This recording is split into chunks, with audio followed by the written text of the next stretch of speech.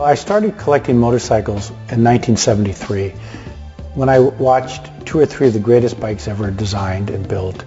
The Laverda SFC, the Ducati 750 SS, the Moto Guzzi Le Mans 1, coming out of the factory to Florence where I was living.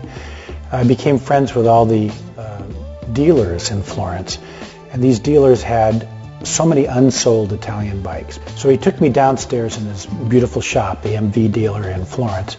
We go down below and there is this incredible vaulted ceiling with bikes lined up on either side of rows of the most beautiful unsold Italian bikes from the early 70s. And I said to him that if I could ever afford it, I would love to recreate this somewhere in America so people could see these beautiful bikes as works of art. My collection starts actually from 1950 and goes to 1980.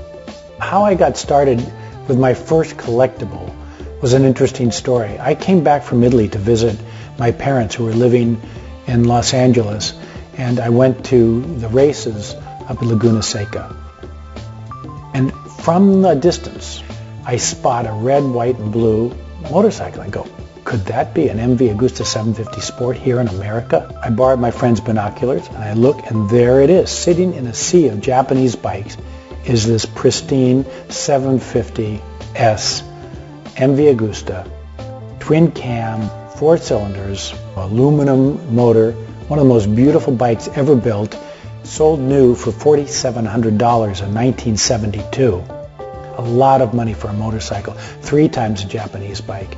So I hiked down to the bike and I left a note on the bike saying, I'm in from Italy, love to talk to you about your motorcycle. And this wonderful guy calls me from San Francisco and he says, yes, I'm a MV fanatic and they're importing them out of Texas. So I called the importer and I bought 2. I bought a 750S and an 850 Monza, brand new. And that started my collection. But the bike of all bikes that started it is really the 750 because it's an absolute work of art. People in Germany, industrialists, keep them in their living rooms. You'll find them more in homes than you will in garage or in somebody's office. It's not that they're that pleasant to drive anymore because they're kind of heavy and bulky, but the sound is exquisite, the looks are exquisite, and it's like buying a Ferrari, something to keep forever. I chose each bike here as works of art. Whether they're recognized worldwide as works of art or have that value is immaterial to me. But there are 5 or 6 outstanding bikes in the collection. One is the Gilera Saturno Puma Electron, a long name for one of 2 bikes left in the world. They're factory works bikes. They made 4 for Ubbiali, the famous racer. I have one of the 2 remaining. The other one's in Italy. It's a magnesium motor. Electron in Italian is magnesium or magnesio. The other is my Gamba Lunga Moto Guzzi. And Gamba Lunga means long legs. Some people think it's because the length of the bike, but it also could be the stroke of the motor.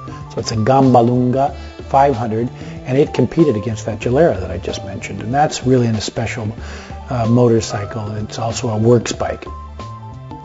And down in the other garage is one other works bike of really special note, and that's the Ciccato.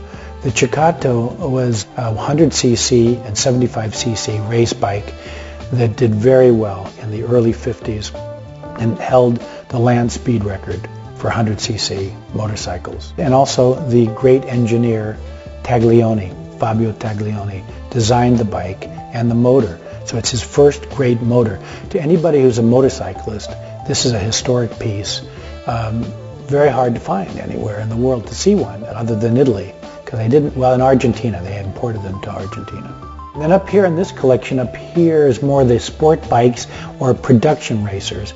And there's 2 or 3. One is the beautiful Ducati Elite that was at the Guggenheim Museum for so many years, 4.5 years. The SFC Laverda, which is this outstanding twin that was used for endurance racing in Italy, little known outside of Italy, very collectible today. It was a centerpiece at the Guggenheim exhibit. Then another bike, it is the Perilla Grand Sport with the full fairing that I bought and waited for 15 years to buy it. It is all original, unrestored. And then all the Mondials. Mondial is the lesser known of all the great marques in Italy outside of Italy. They ruled in small displacement from 1947 to 1958. When you look at the works bikes, you'll see that they're very limited production bikes. Not one of them really looks alike because they're hand-built by the factory for their individual racers who are hired to race just for them. And they were given the very best of what bikes were available at the time, and those were known as works bikes. Once in a while, a year or two later, a racer, say, who wanted to race one could get a hold of one from the factory because they sold them after a year because they produced something new and better each year. So we would call the next generation of racers production racers, meaning if you had a racing license, you could go buy one from the factory over the counter. And many of the bikes in this room are over-the-counter racers. But the production bikes are probably even more beautiful, and they're more finished looking. You might want to make note of this beautiful bilanciarino designed by Taglioni.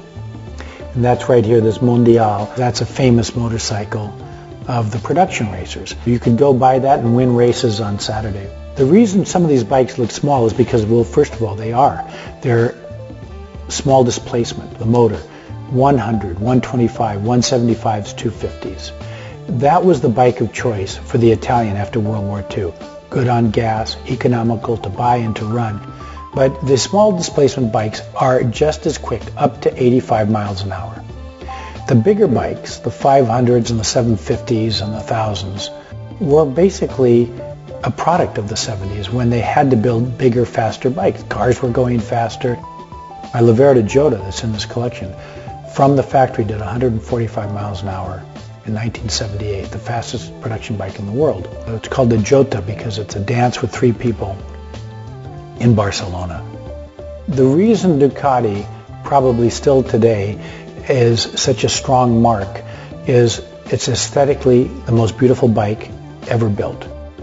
I've never seen such beautiful design as Tamburini's designs or Terreblanche's designs for Ducati. Starting with the early bikes, what hit the fancy of Ducatisti around the world was in 1972 and 3 and 4 when they were winning world titles with the 750 Supersport, Imola, and then again with the 860. It set the bike apart from all the others. It was lithe, it was anthropomorphic.